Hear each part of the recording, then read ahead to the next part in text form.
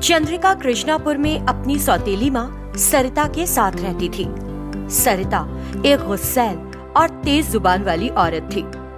चंद्रिका का पिता कृष्णा सरिता के स्वभाव के कारण ज्यादातर घर में नहीं रहता था और हमेशा किसी न किसी काम का बहाना कर निकल जाता था।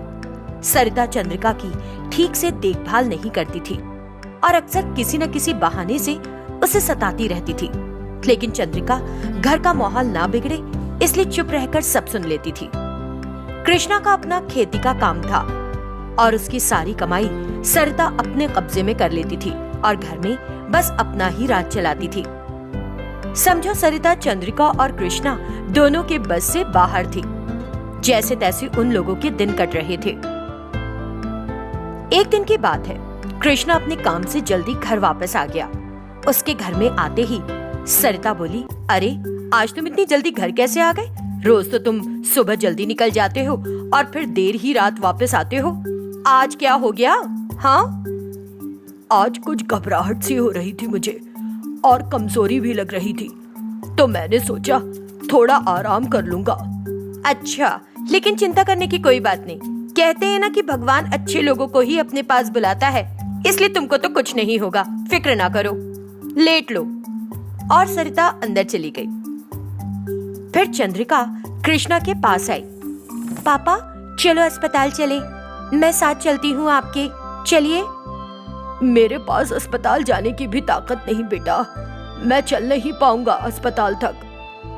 तो कोई बात नहीं, मैं जाकर डॉक्टर को बुला लाती हूँ, आप आराम करो। चंद्रिका दौड़कर डॉक्टर के पास गई और उसे अपने घर बुला लाई। डॉक्टर ने कृष्णा की जांच करने के बाद कहा, इनका दिल कमजोर है, इनके लिए बेहतर है कि ये काम पर न जाएं और घर पर ही रहकर आराम करें। इनको कभी भी दिल का दौरा पड़ सकता है और ये जानलेवा हो सकता है। फिर डॉक्टर ने कुछ दवाएं लिखी और चले गए। उस दिन से कृष्णा घर पर ही रहने लगा और चंद्रिका उसकी देखभाल करने लगी। वो कृष्णा को समय पर दवाएं और खाना देती थी और उसकी खूब सेवा कर रही थी। ऐसे ही समय बीत रहा था, लेकिन सरिता को ये सब अच्छा नहीं लग रहा था। क्यों जी, कब तक घर में बिना काम के ऐसे ही बैठे रहोगे? काम नहीं करोगे तो पैसा कहाँ से आएगा? हाँ, ये आप कैसी बातें कर रही हैं माँ? पापा की तबीयत ठीक नहीं, ऐसे में वो काम के लिए कैसे निकल सकते हैं बाहर? मेरा मतलब है, अगर पैसा नहीं होगा तो हमें भूखा रहना पड़ेगा या फिर दूसरों से भीख मांगनी होगी। दिवाली भी आ रही है, सभी लोग अच्छे से त्योहार मनाएंगे, नए कपड़े पहनेंगे, तरह तरह का खाना खाएंगे, पटाखे चलाएंगे। हम क्या भिखारियों की तरह यूं ही बैठे रहेंगे हाथ पे हाथ धरकर? क्यों जी, आप नहीं जाएंगे क्या काम पर? बोलिए ना, चुप क्यों बैठे हैं इस तरह? दही जमा रखा है क्या मुंह में? तो मैं क्या करूं? अगर मुझे कुछ हो गया तो क्या फिर तुम्हें खुशी मिलेगी? मैं इतनी भाग्यशाली कहाँ? मैं तो कह रही हूँ कि तुम्हारी बेटी भी तो दूसरे घरों में काम कर सकती है और कुछ पैसे कमा कर ला सकती है। कैसे चलाऊं मैं घर को? बिल्कुल नहीं, तुम एक जवान लड़की को दूसरों के घरों में नौकरानी का काम करने के लिए भेजना चाहती हो? ये भी कोई बात है? अगर ये तुम्हारी अपनी बेटी होती तब भी तुम क्या ऐसे करती? ओहो, अरे मैं क्या उसे सड़क पर भीख मांगने की कह रही हूँ? तुमको बस बड़ी बड़ी बातें करना आता है। काम पर जाने में क्या बुराई है भला? हाँ, तो तुम खुद चली जाओ ना, तुम्हारे काम करने से क्या गजब हो जाएगा? पहाड़ टूट पड़ेगा क्या? सरिता को अपना अपमान लगा और वो गुस्से में तिलमिला गई। तुम दोनों बाप बेटी मेरे खिलाफ बातें कर रहे हो? हाँ? और सरिता ने चंद्रिका को डंडा उठाकर पीटना शुरू कर दिया। तुम उसे बिना वजह क्यों पीट रही हो? छोड़ो उसे, ऐसा मत। सरिता को डांटते डांटते कृष्णा खांसने लगा। तूने देखा, अगर तेरे पापा को कुछ हो गया तो सड़क पर आ जाएंगे, हमारे पास एक पैसा भी नहीं होगा। उस दिन सरिता ने चंद्रिका को खूब डांटा और उसकी पिटाई की। रात बीत गई। बेचारी चंद्रिका रोज रोज ये सब बर्दाश्त नहीं कर पा रही थी। मजबूरन उसने काम पर जाना शुरू कर दिया।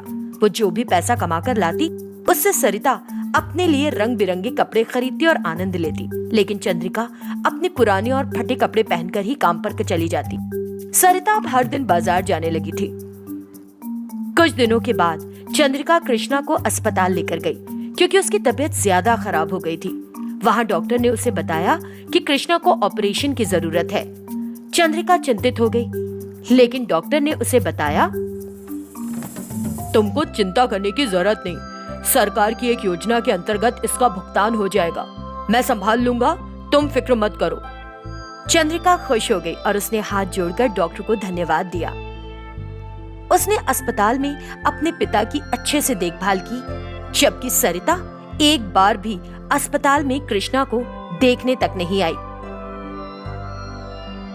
ठीक दिवाली के दिन कृष्णा को अस्पताल से छुट्टी मिल गई। जैसे ही कृष्णा और चंद्रिका घर पहुंचे, सरिता रेशमी कपड़े पहनकर घर से बाहर चली गई और उन दोनों पर कोई ध्यान ही नहीं दिया। आज दिवाली है बेटी, तुम भी नए अच्छे कपड़े पहनो और देवी माँ की पूजा करो। पापा, जब तक आप अच्छी तरह ठीक ना हो जाए, मैं त्योहार का आनंद कैसे ले सकती हूँ? और वैसे भी मुझे नए और सुंदर कपड़े कहाँ से मिलेंगे? सारा पैसा तो मुझसे माँ ही ले लेती है। कितना अच्छा होता अगर मेरी असल माँ। चंद्रिका भावुक हो गई। उस शाम आसपास के सभी लोगों ने दीप जलाए, मिठाइयाँ बांटी और खुशी खुशी पटाखे फोड़े। सरिता ने भी दूसरों के साथ त्योहार का पूरा आनंद उठाया। उसे देखकर, हे भगवान, तुमने मेरी बेटी की किस्मत में ये सब क्यों लिखा? अगर मेरी पहली पत्नी अभी जिंदा होती तो हम कितनी खुशी से रह रहे होते। तुमने ऐसा क्यों किया? कृष्णा को दुखी देखकर चंद्रिका ने उसे सांत्वना देने की कोशिश की। दूसरों को पटाखे चलाते देखने के लिए चंद्रिका अपने फटे पुराने कपड़े पहने खिड़की पर खड़ी हो गई और बाहर की तरफ देख आनंद लेने लगी। कृष्णा ने मन में सोचा, प्यारी बेटी, देखना, अगली दिवाली तक मैं तेरी जिंदगी खुशियों से भर दूंगा। मैं तेरी मरी हुई माँ से ये वादा करता हूँ। वो दिन बीत गया। अगले 5 दिनों तक आसपास के सभी लोगों ने खूब खुशियां मनाई और साथ ही सरिता ने भी। बेचारी चंद्रिका बस दूसरों की खुशी में अपनी खुशी तलाश करती रही और उन्हें देखकर ही खुश होती रही। उसके लिए उसके पिता का ठीक हो जाना ही सबसे बड़ा त्योहार था। चंद्रिका की माँ की मृत्यु के बाद उसके पिता शंकर ने देवी से शादी कर ली। देवी चंद्रिका की बड़े प्यार से देखभाल करती थी, लेकिन चंद्रिका की बहुत ज्यादा खाना खाने की आदत उसे पसंद नहीं थी। भोजन तैयार हुआ नहीं कि चंद्रिका सारा खाना चट कर जाती थी। ऐसे ही एक दिन, चंद्रिका, मैंने तुझसे कितनी बार कहा है कि तू हम तीनों के लिए बनाया खाना अकेले खत्म कर देती है। ये पागलों की तरह खाने की आदत तुझे लगी कैसे?